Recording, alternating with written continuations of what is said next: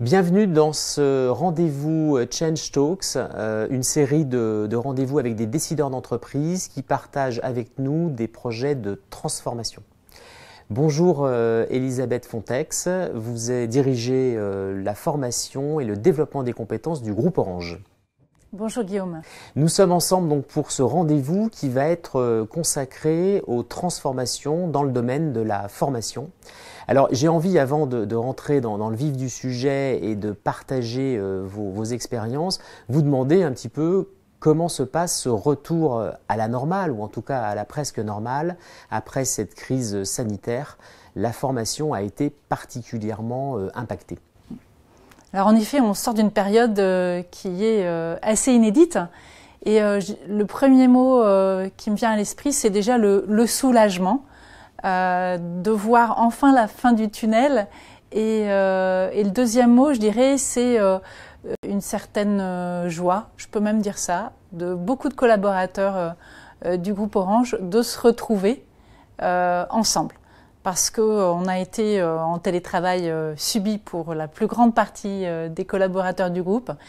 Et de ne communiquer, de se voir que par l'intermédiaire d'un écran, eh bien, c'était quand même un peu frustrant, même si les écrans et le digital nous ont permis de rester connectés tous ensemble pendant cette période. Donc, vous savez, c'était plus de 100 000 collaborateurs qui étaient travaillés à distance grâce aussi aux outils technologiques que le groupe a pu déployer dans un temps record et qui nous ont permis d'assurer la continuité de service pour nos clients. Donc je dirais, voilà, soulagement, joie de se retrouver et puis réapprendre à travailler ensemble, à revenir sur site, à retrouver pour certains aussi le temps de déplacement, les transports, réapprendre voilà, à vivre dans l'entreprise, sur site.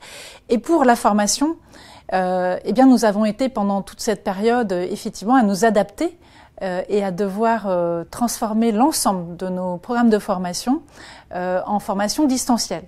Donc à présent, pour nous, le défi est à la fois de s'adapter à la demande de continuer et améliorer l'expérience digitale dans la formation et aussi réinviter et réinventer, je dirais, l'expérience de la formation en présentiel.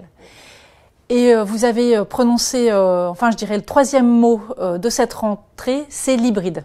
Voilà, l'hybridation du travail et aussi évidemment de la formation qui amène à repenser finalement qu'est-ce qu'on doit faire sur site que l'on ne peut pas faire finalement à distance comme on a pu le voir avec cette crise sanitaire.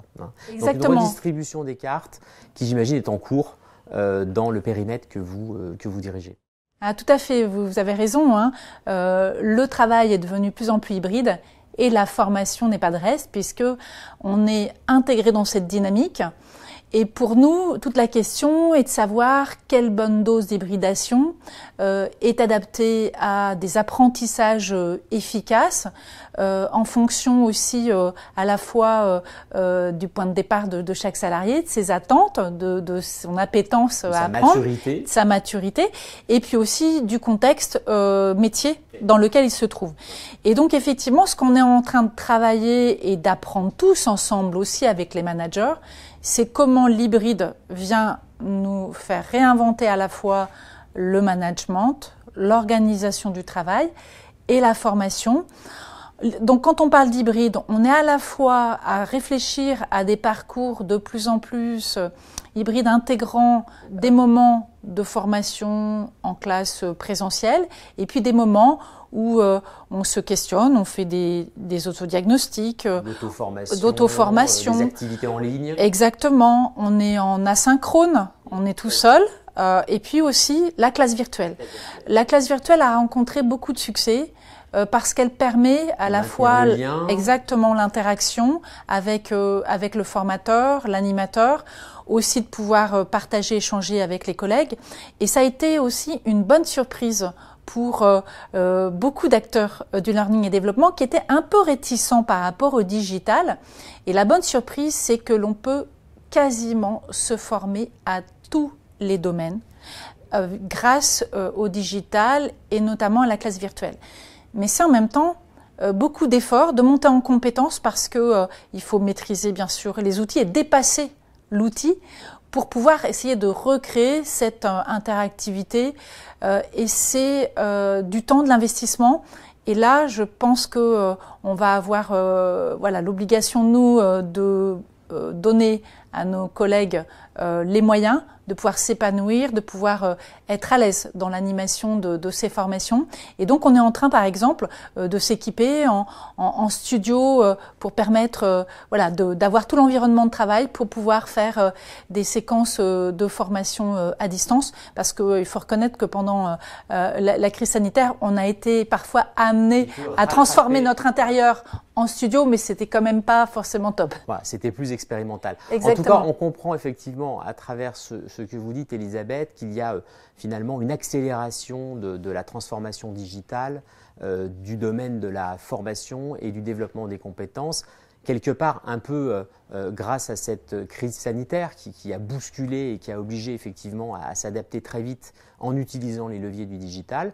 Et puis aussi plus d'acceptation, hein, je crois que c'est le cas chez Orange, c'est le cas dans beaucoup d'entreprises, plus d'acceptation pour faire de la formation à distance. On sait peut-être d'ailleurs davantage les managers étaient parfois un petit peu réservés parce qu'il y a le plaisir de la rencontre que vous avez évoqué. Une formation, c'est aussi un moment, c'est aussi un chaudron émotionnel voilà, dans lequel on se trouve en partageant avec les autres.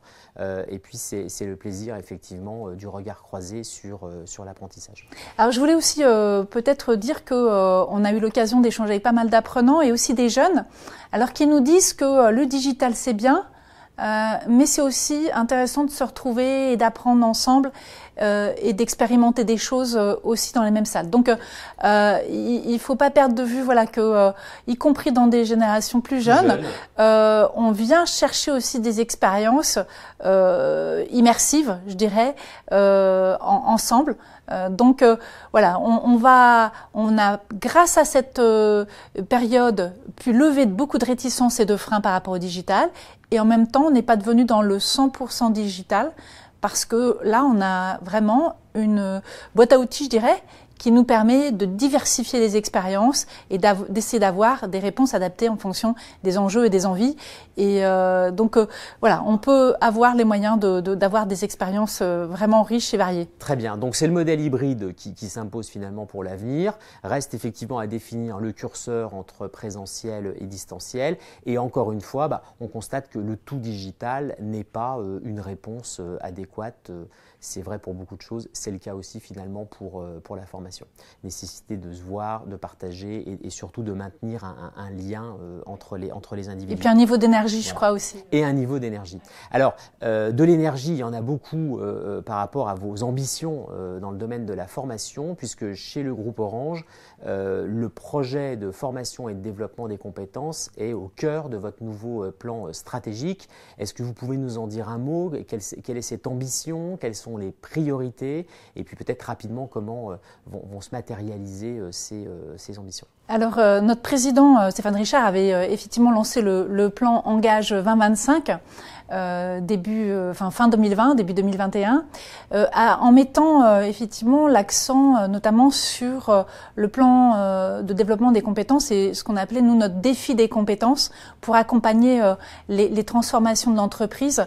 Vous le savez comme moi, Netexplo nous montre tous les défis de transformation et le digital étant partout et je dirais avec cette accélération dans tous les domaines d'activité, vous l'avez montré, la data, l'intelligence artificielle amène toutes les entreprises et tous les secteurs d'activité à revoir leurs process, à revoir leur mode de fonctionnement, amène aussi des nouveaux métiers ou transformation des compétences. Et donc pour nous, ce défi des compétences, il se traduit par 3 grands enjeux. tout d'abord, continuer à être une entreprise qui est au top de la technique et donc d'avoir des expertises technologiques de haut niveau. La 5G nous amène tout je dirais un champ à explorer dans le domaine pour préparer l'industrie du futur, pour préparer tous les services. Voilà, exactement. Dans tous les secteurs d'activité. Exactement. Donc là, on a cette expertise. Un mouvement de fond quand tout même. À fait. Cette expertise technologique qui vient envahir tous les domaines d'activité, tous les secteurs de nos clients. Donc ça, c'est un point important. Pour ça qu'on fait beaucoup de recrutement et de formation aussi en parallèle dans ces domaines.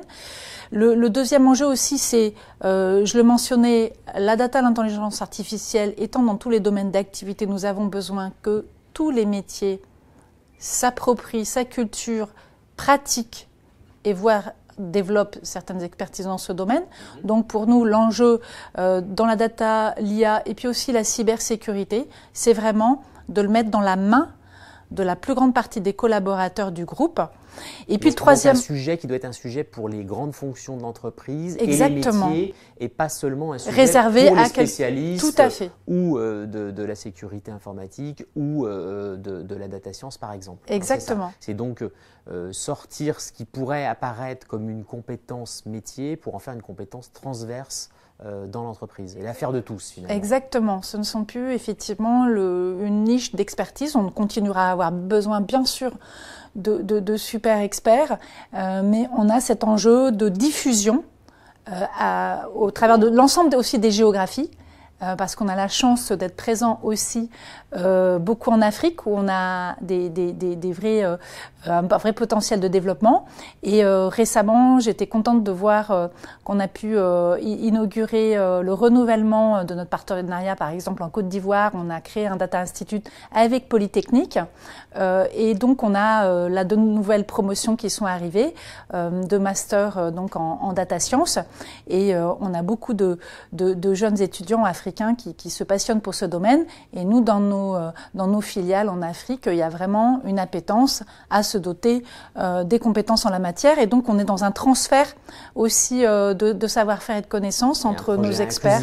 Exactement. En fait, et puis enfin, il y a un troisième domaine, ce sont les compétences transverses et les soft skills associés à la transformation, associés à des modes de fonctionnement plus agiles et qui nous amènent à travailler beaucoup sur les postures de collaboration entre les équipes pour pouvoir accélérer et accompagner dans de bonnes conditions cette transformation et en ne laissant personne au bord de la route. Donc pour moi, l'enjeu a été vraiment de diffuser la mise à disposition de contenus et de formats, ateliers, customisation locale de différents dispositifs qui permettent à chacune et chacun de développer des savoir-faire, des postures, apprendre à communiquer, apprendre à mener un projet agile.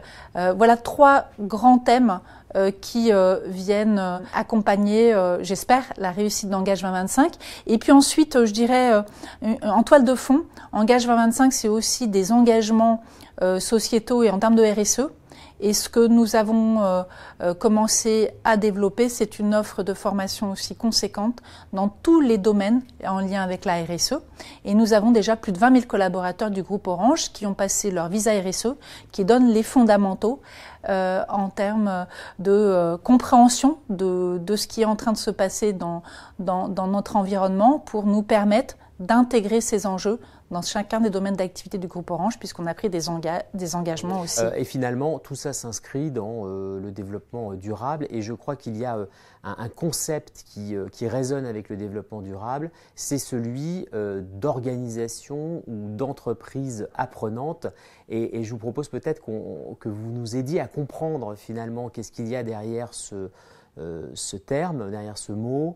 On comprend, j'ai pu lire effectivement que c'était un petit peu à la façon d'un organisme vivant qui se nourrirait comme ça tout au long de sa vie d'informations pour pouvoir s'adapter à un environnement qui change. C'est donc l'idée effectivement d'une entreprise qui va permettre à chacun de ses collaborateurs de développer ses compétences par lui-même et surtout de façon complètement continue. Alors, est-ce que c'est ça?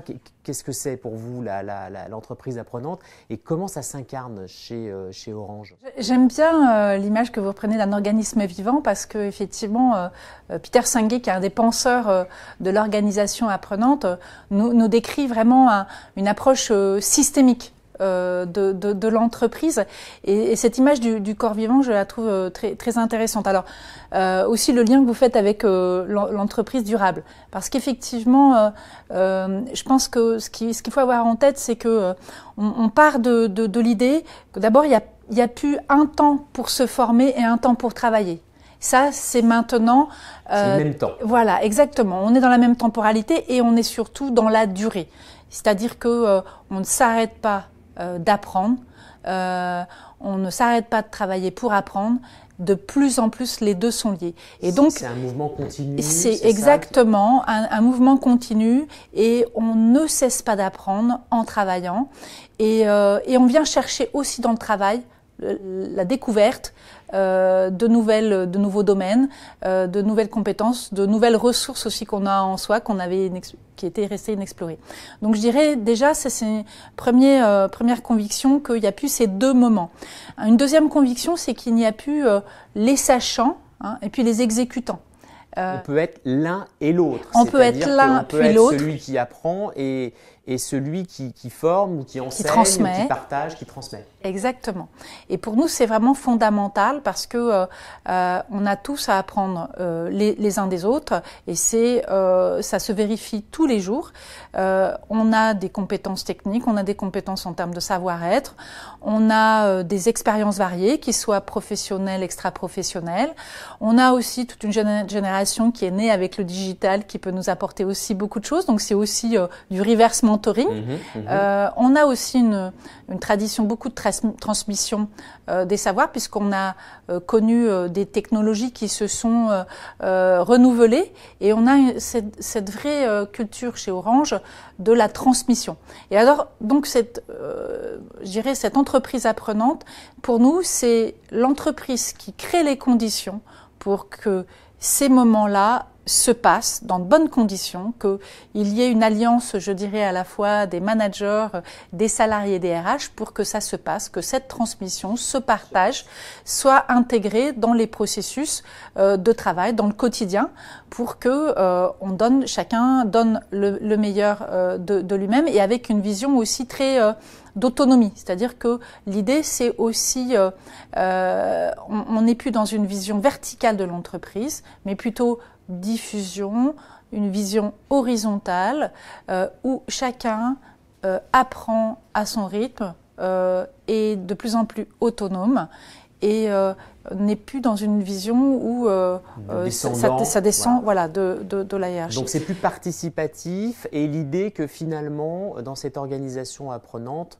je crois que ça c'est très important et c'est finalement très nouveau, chacun a un rôle pour apprendre à l'autre et faire progresser finalement cette organisation. Alors dans l'entreprise apprenante, c'est aussi la culture du test and learn, c'est-à-dire qu'il faut effectivement tester en pratique. Donc on croit beaucoup. On est prêt à prendre des risques et on est prêt à accepter et à prendre de ses erreurs.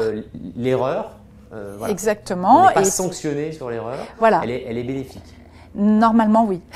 Elle peut être bénéfique. En tout voilà. cas. Et donc ça, c'est important de le rappeler parce qu'effectivement, c'est prendre des risques, oser, et puis partager, faire des retours d'expérience qui permettent d'apprendre ensemble de nos erreurs ou de choix ou de c'est vraiment un processus d'amélioration continue. Et on comprend à quel point effectivement c'est un changement culturel que vous devez accompagner dans l'entreprise. Tout à fait. Et c'est d'autant plus important qu'on est une grande entreprise avec des activités très variées, des métiers aussi très diversifiés. Un grand territoire. Et des grands territoires. Donc ça veut dire que c'est une entreprise vraiment en réseau. C'est pour ça que cette image de l'organisme vivant, où il y a des connexions partout entre toutes les personnes qui ont des informations, transmettent leurs connaissances, les partagent, et c'est ce qui permet d'avancer ensemble et qui fait que c'est aussi un avantage compétitif. Oui, on comprend très bien cela. Merci pour voilà, cet éclairage sur l'entreprise apprenante.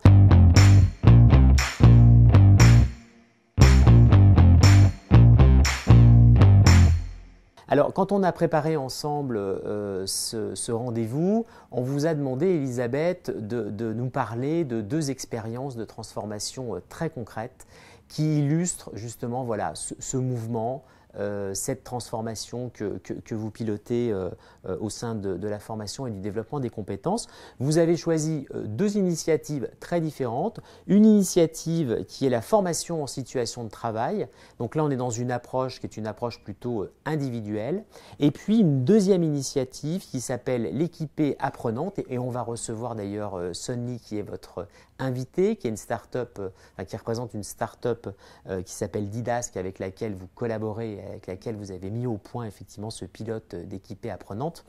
Et là, on sera sur une approche finalement collective et on aura voilà, une belle vue d'ensemble de vos initiatives. Avant de parler de la formation en situation de travail, nous allons tout de suite regarder un micro-trottoir qui a été réalisé par les équipes d'Orange.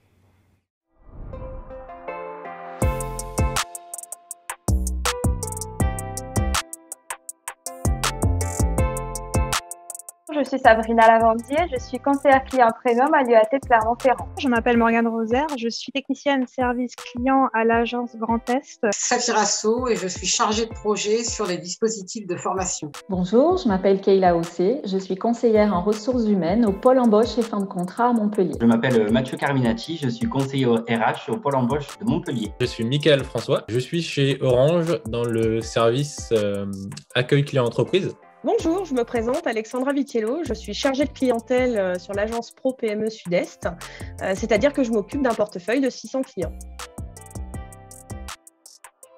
Pour me perfectionner sur le réseau social d'entreprise d'Orange, donc Plaza. Dans le cadre du contexte sanitaire actuel, j'avais besoin d'acquérir des compétences pour exercer mon activité à distance. J'ai bénéficié d'une formation en situation de travail sur la saisie des contrats de stage et de CDI. Dans le but de réduire mes réitérations d'appels clients. Pour améliorer ma relation client et collègues. Dans le cadre de commandes complexes, notamment Orange Open Pro partagé. J'ai pu découvrir à la FES, prendre du recul sur certaines situations et d'améliorer au niveau de la procédure du traitement de mes dossiers. Je suis passée du statut d'apprenant à accompagnateur et actuellement, je mène des entretiens de prise de recul avec mon apprenant. C'est le côté bienveillant. Ce qui m'a le plus plu dans cette formation en situation de travail, c'est son côté personnalisé. J'ai également aimé d'être accompagnée par un soutien, d'autant plus que depuis mon arrivée, tout s'est fait à distance pendant cette crise sanitaire. C'est la présence de l'accompagnateur, il était à côté de moi et c'était rassurant et j'ai beaucoup mieux appréhendé l'outil car je me suis trompée très souvent et là, l'avoir en face de moi, c'était vraiment rassurant. C'est pour moi l'alliage parfait entre la théorie et le pratique, puisqu'elle repose essentiellement sur des faits de travail réels. Et pour la mise en condition de notre travail au quotidien, je trouve que c'est un réel avantage. Étant apprenti, du coup, je trouve ça très intéressant de voir ça pour mes débuts, du coup, en relation client. Le délai, je trouvais qu'il était trop court. Nous sommes malgré tout tributaires du fait des formations à distance de notre matériel informatique qui est lui parfois un petit peu capricieux. La notion d'être observé lors de nos entretiens et qui peut peut-être un peu déstabiliser au niveau du déroulement des entretiens. C'est par rapport au contexte sanitaire, l'éloignement, le fait de manque de réciprocité avec le formateur qui seront certainement plus faciles lorsqu'on sera sorti de cette crise. Orange. Merci Elisabeth d'avoir partagé avec nous ces témoignages des collaborateurs du groupe Orange. C'est très authentique. Alors évidemment, ça résonne complètement avec cette idée d'entreprise apprenante. On voit la place du tutorat, du mentorat et surtout, effectivement, la confusion qu'il y a entre le moment où on travaille et le moment effectivement où on se forme. Donc ça, c'est ce qu'on appelle une AFEST. Donc c'est une action de formation en situation de travail. C'est quelque chose qui est donc appelé à se généraliser chez Orange, peut-être dans toutes les fonctions. Alors, en effet, l'action en formation en situation de travail, pour nous, présente plusieurs avantages. D'abord, c'est une approche vraiment personnalisée, puisque on est là sur une situation de travail d'un salarié avec lequel on se donne un objectif pédagogique. Donc, je dois améliorer, par exemple, l'accueil client, ou je dois apprendre à gérer un entretien difficile, par exemple. On l'a vu, c'est vraiment des choses très opérationnelles, extrêmement précises, qui est vraiment l'amélioration de quelque chose de bien identifié. Voilà, et c'est donc très personnalisé, parce que là, vous êtes vraiment le salarié plongé dans sa réalité, dans sa situation de travail, et on se met un objectif pédagogique, une compétence à développer. Et donc, ce qui nous paraît important, c'est cette immersion et non pas le risque parfois qu'on a où en la formation, on n'a pas l'impression d'être dans la vraie vie. Donc là, on est dans la vraie vie. Ensuite, le salarié a un accompagnateur qui vient fixer avec lui l'objectif pédagogique et qui vient évaluer avec lui la progression et les actions à mettre en place pour développer sa compétence. Et puis l'autre intérêt qu'on y voit, c'est que on a fixé cet objectif avec le manager. Donc on est vraiment sur une relation tripartite où on a le salarié, le manager et l'accompagnateur qui s'assure que effectivement la compétence est bien développée, que surtout le salarié a conscience de ce qui est en train de se passer. C'est ce qu'on appelle la partie réflexive.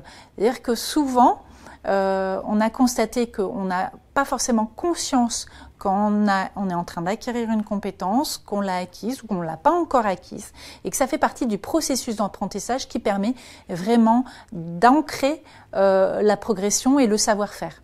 Et on y croit beaucoup parce que ça s'applique dans tous les métiers. On l'a testé, vous l'avez vu, dans des domaines clients, dans des domaines techniques, dans des domaines plus transverses comme la fonction RH. Donc on a vu c'est possible dans tous les métiers, c'est possible aussi bien pour des salariés qui sont en front avec des clients. On l'a testé dans des boutiques, on l'a testé en relation client par téléphone. On sait aussi que ça s'adresse aussi à des cadres et voire pourquoi pas à des managers. On pense aussi que ça peut être vraiment aussi un axe de développement, pour des managers. Donc des managers, par exemple, une difficulté sur la conduite d'entretien, par exemple. Exactement. On pourrait imaginer effectivement le même dispositif. Ça, c'est des choses que vous envisagez pour l'avenir. Et donc, là, on voit bien qu'on sort de la formation assurée par des formateurs parce que les accompagnateurs sont des collègues qui sont volontaires, qui sont animés par le désir de partager, d'aider, exactement, que l'on forme à cela. On a effectivement près de 500 accompagnateurs aujourd'hui qui sont formés à cet exercice. Qui sont des volontaires, qui sont... Voilà. Comment vous créez ce vivier en fait, de formateurs, accompagnateurs, collaborateurs? Donc ce sont des volontaires, ce sont parfois des experts du métier, ce sont parfois aussi des managers qui laissent de côté leur rôle de manager et qui se mettent plus dans une posture d'accompagnateur. Ce sont aussi des collègues qui peuvent avoir envie de devenir manager à terme et qui sont passionnés par le développement de l'autre. Exactement. Etc. Donc c'est une première expérience, un premier pas vers l'encadrement, vers le management. Oui. Alors, il faut reconnaître que là, la crise sanitaire nous a un peu freinés. On a vu un petit peu, effectivement. Voilà. Mais vous avez maintenu quand même le dispositif malgré la crise sanitaire. Exactement. Alors, ce qui est intéressant, c'est que plus on le présente à des managers et à des collègues, plus on a des témoignages et plus ça donne envie. C'est un dispositif assez simple. Maintenant, il faut organiser ces actions en situation de travail. Il faut les intégrer dans le planning de l'activité parce que c'est un temps quand même qu'il faut consacrer, mais pas plus de temps que de partir en formation ou de suivre une formation à distance. Donc ça, c'est un sujet très opérationnel et très pratique. Donc avec les managers et les RH, il faut vraiment sensibiliser sur la nécessité de préserver. Il faut promouvoir en fait au sein de l'organisation cette nouvelle modalité finalement d'acquisition de compétences. Exactement. Ça, c'est votre rôle et le rôle de votre équipe. Là, on est dans l'évangélisation et le changement des comportements, des modes de fonctionnement. Alors donc effectivement, notre enjeu, c'est maintenant de disséminer, de donner envie, de faire connaître, de déployer à large échelle. Et puis aussi, on a été assez innovant dans le fait d'intégrer aussi dans des parcours certifiants et diplômants la formation aux situations de travail. Donc nous avons dans l'ingénierie d'un certain nombre de parcours déjà intégré la formation aux situations de travail. Dans le parcours que nous avons créé il y a 2 ans d'ingénieurs en cybersécurité, nous avons déjà intégré la formation aux situations de travail, ce qui nous permet de allier au digital, d'avoir à la fois la combinaison de formation académique complétée de formation très opérationnelle. Et le mixte des deux rencontre vraiment beaucoup de succès. On a déjà des très très bons retours à la fois de nos apprenants et des managers qui nous disent c'est vraiment une complémentarité essentielle et qui rencontre une bonne adhésion. On comprend parce que finalement c'est au plus près du besoin en matière d'acquisition de compétences et puis c'est probablement aussi de par la nature des accompagnants, c'est effectivement, on a le même langage, la même intimité, la même connaissance de l'entreprise, donc on est dans la même réalité, quoi. C'est ça, et un accompagnement de proximité. Et de proximité, voilà. Exactement. Donc c'est mixé. On peut donner des crédits à ça et de dire, ça a la même valeur qu'une action de formation plus traditionnelle qui peut être portée par un organisme de formation en face à face, par exemple, pédagogique. Et donc, voilà, ça se valorise et ça participe à l'obtention d'un certificat, d'un diplôme. Voilà, et ceci d'autant plus vrai que je vois que maintenant des appels à projets qui viennent de l'État actuellement, qui investit dans le plan de développement des compétences et qui a prévu de valoriser et d'encourager beaucoup d'organismes de formation à intégrer de la formation en situation de travail dans leur parcours certifiant et diplômant. Donc c'est dans la bonne direction. Voilà. Merci beaucoup pour ce partage donc sur l'action de formation en situation de travail. On va être rejoint par votre invité, Son Lee, pour parler de la deuxième expérience que vous vouliez partager avec nous, qui est l'équipée apprenante. Avant cela, je vous propose de découvrir l'activité de Son Lee et de Didask à travers cette animatique.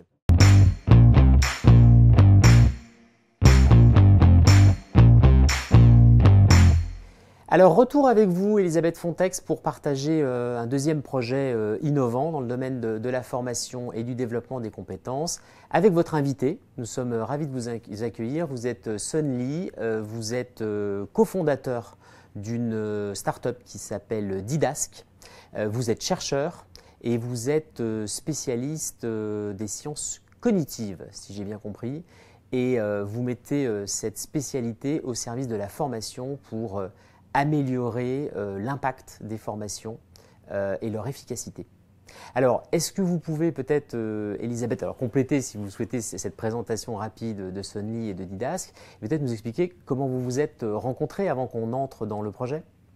Donc en effet, nous avons fait connaissance parce que Son est un spécialiste, comme vous l'avez dit, des neurosciences et des sciences cognitives en particulier, et pour nous aider à avoir effectivement des formations et des contenus beaucoup plus d'impact et qui permettent d'être aussi plus personnalisés en fonction des différentes appétences des collaborateurs. Et Son nous a parlé de son projet, de son initiative qui s'appelle l'équipée apprenante. On a récemment convenu du nom. Et alors, ce qui est intéressant, je trouve, c'est que ce projet est le produit vraiment d'une co-construction avec plusieurs entreprises. On s'est lancé à 5 sur ce projet que je laisserai Son présenter.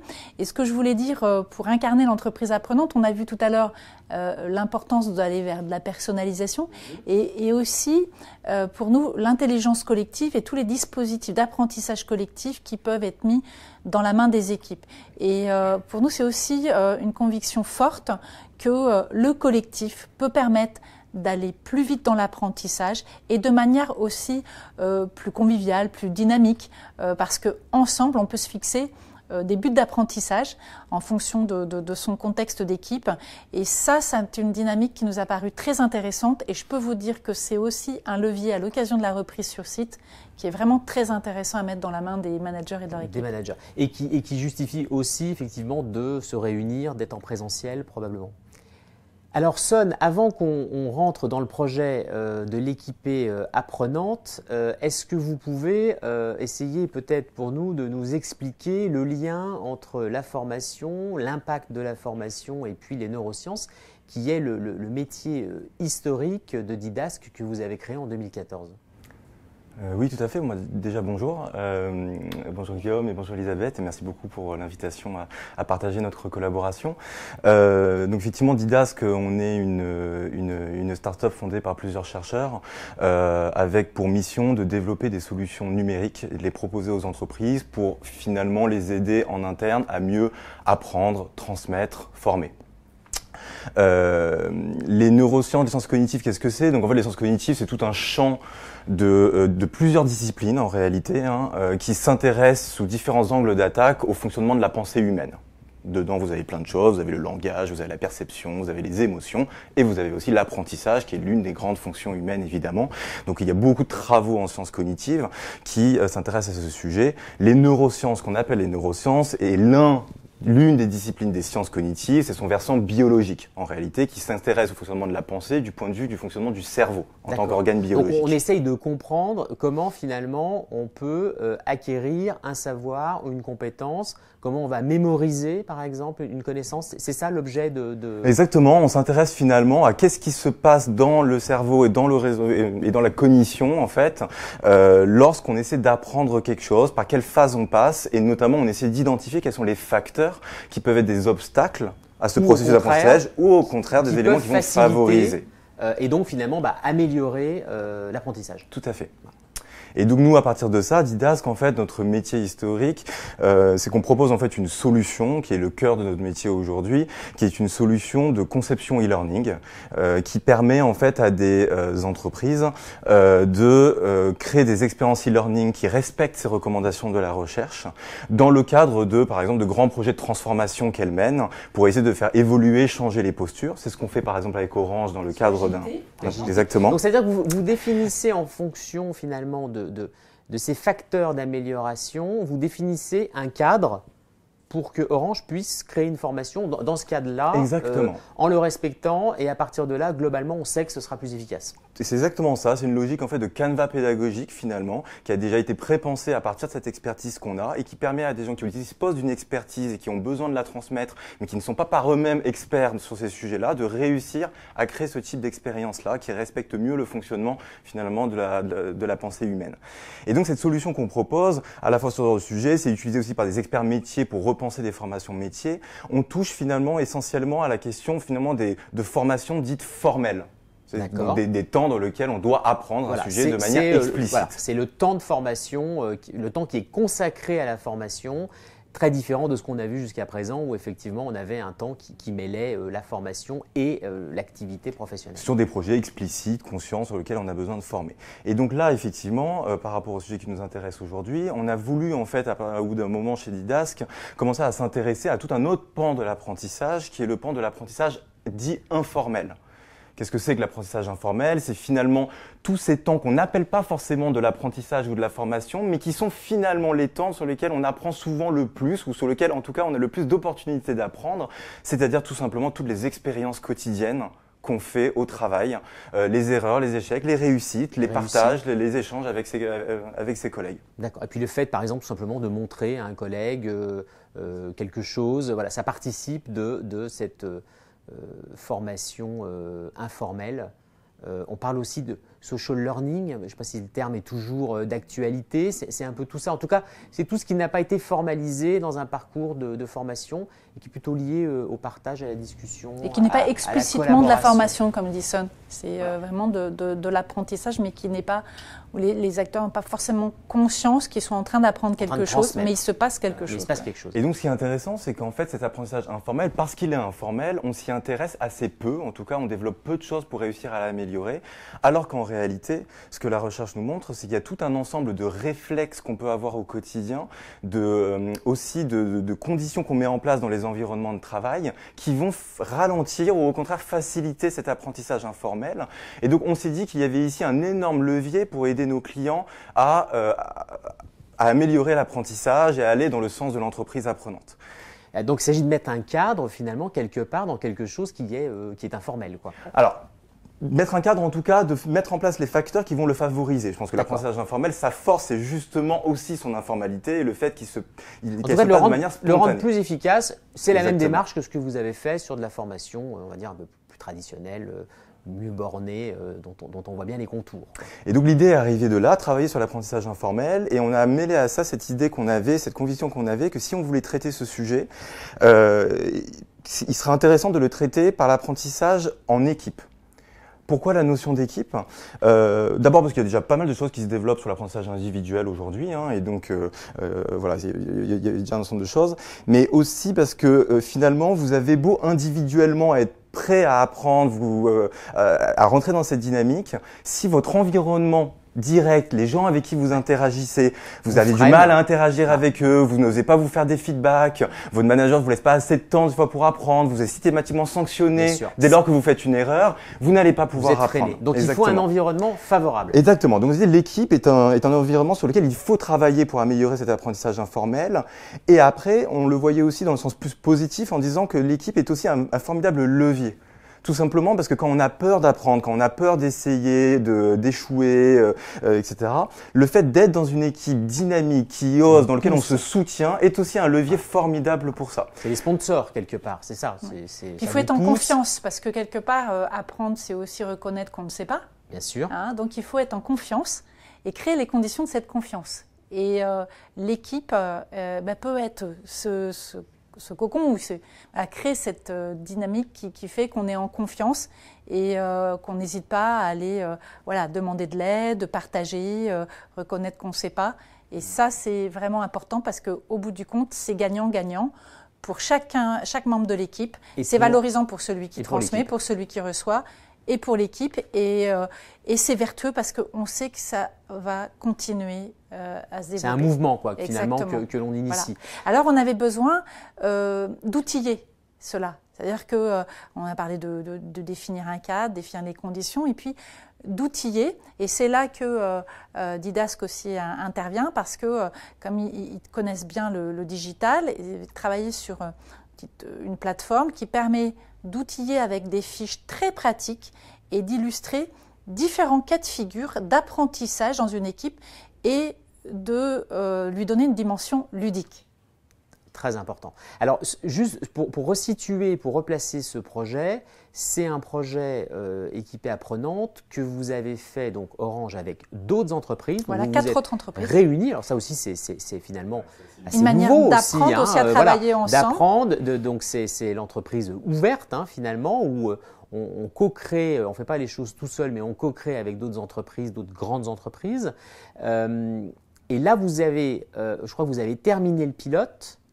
Et ensuite, on en parlera après, vous allez passer à une phase de déploiement, tout de suite effectivement avec de l'envergure de par la taille du groupe Orange. Alors, ce pilote, quel a été l'objectif? Comment ça s'est passé en quelques mots?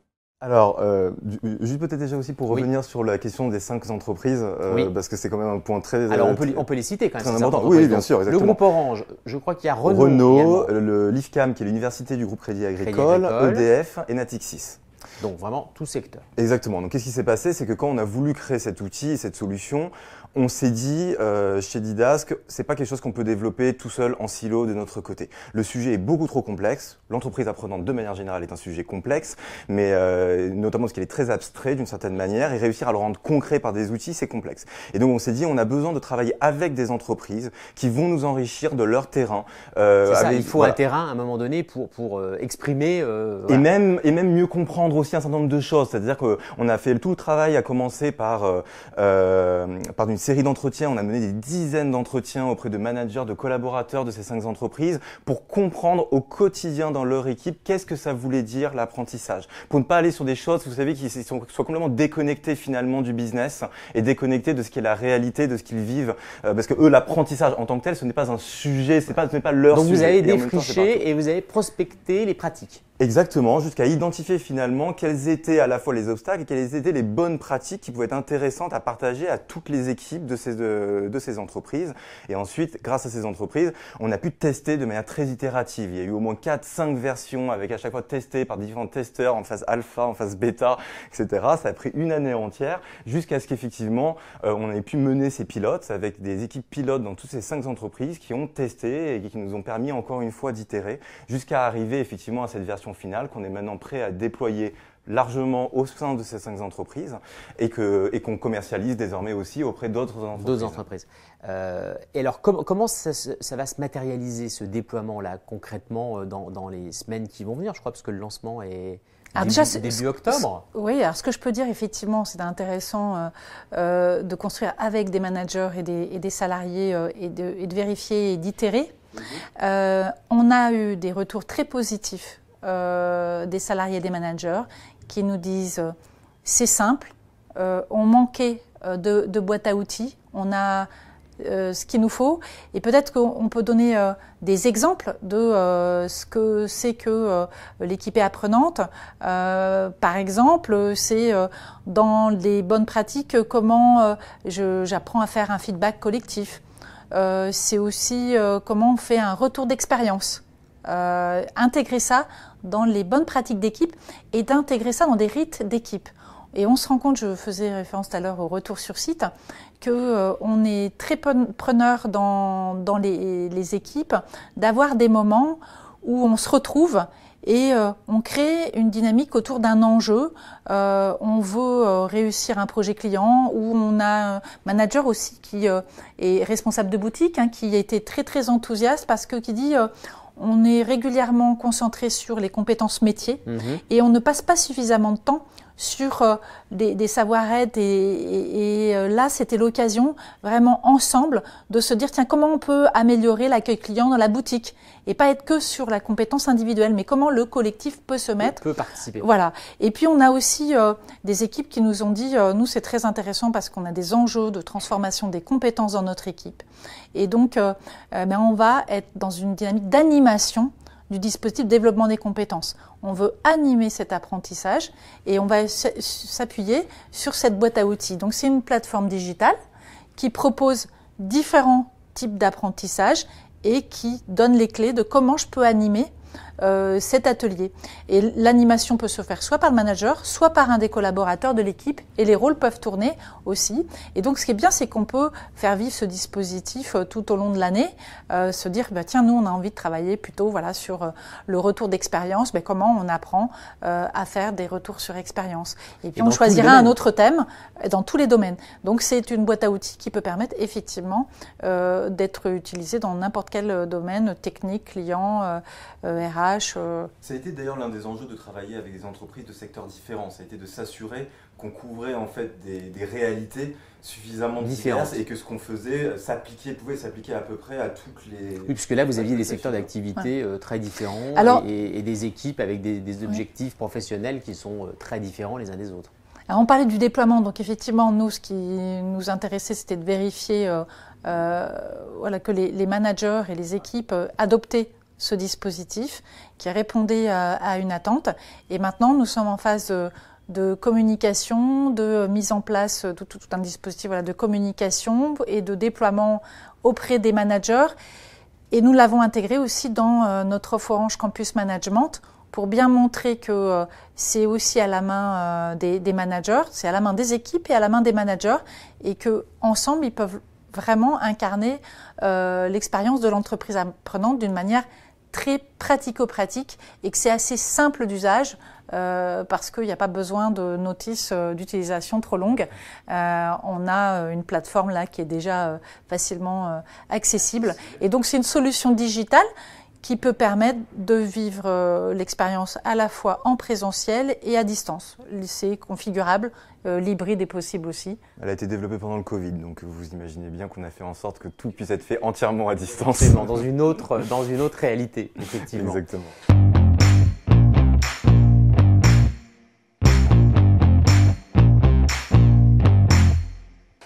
Écoutez, merci beaucoup en tout cas pour ce témoignage.